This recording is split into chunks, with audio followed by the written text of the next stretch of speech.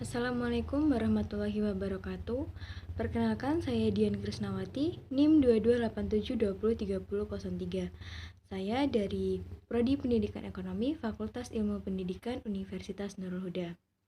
Pertama-tama, marilah kita panjatkan puji syukur kehadirat Allah Subhanahu wa Ta'ala, karena atas rahmatnya saya dapat menyelesaikan tugas mata kuliah pengelolaan kelas digital dengan baik. Kepada Bapak Arif selaku dosen pengampu mata kuliah yang saya hormati, yang telah membimbing perkuliahan selama 1 semester di semester 5 ini. Baiklah, saya akan membahas materi ilmu pengetahuan sosial. Di sini saya membahas 2 materi. Yang pertama, letak Indonesia, dan yang kedua, kebutuhan manusia. Yang pertama, materi kondisi letak Indonesia, yaitu letak geografis, letak astronomis, dan letak geologis. Letak Indonesia secara geografis adalah negara kepulauan dengan luas daratan sebesar 1.910.932,37 km dan luas lautannya mencapai 5,8 juta.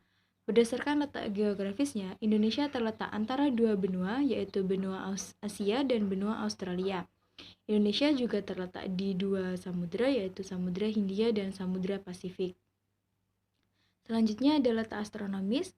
Letak astronomis Indonesia terletak pada 6 derajat lintang utara sampai 11 derajat lintang selatan dan 95 derajat bujur timur sampai 144 bujur timur. Letak astronomis Indonesia menyebabkan Indonesia memiliki 3 zona waktu, yaitu waktu Indonesia Barat, waktu Indonesia Tengah, dan waktu Indonesia Timur. Yang ketiga adalah letak geologis. Secara geologis, Indonesia dilewati oleh pegunungan sirkumpasif dan sirkummediterania, sehingga Indonesia memiliki banyak gunung api aktif. Maka dari itu, Indonesia sering terjadi gempa bumi dan bencana lainnya. Materi yang kedua yaitu kebutuhan manusia. Di sini ada 3 jenis kebutuhan, yaitu kebutuhan primer, kebutuhan sekunder, dan kebutuhan tersier. Kita bahas satu persatu.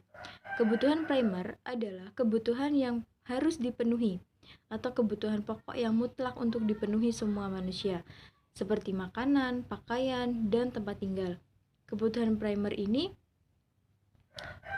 dipenuhi untuk melanjutkan keberlangsungan hidup. Yang kedua ada kebutuhan sekunder, yaitu kebutuhan selanjutnya setelah kebutuhan primer sebagai tambahan atau pelengkap agar menjalankan kehidupan yang lebih baik, seperti desain rumah atau kebutuhan untuk membantu manusianya, seperti kulkas dan mesin cuci. Yang ketiga ada kebutuhan tersier, yaitu kebutuhan yang sering sebagian orang sebut kebutuhan mewah, seperti membeli barang branded atau emas atau mobil mewah.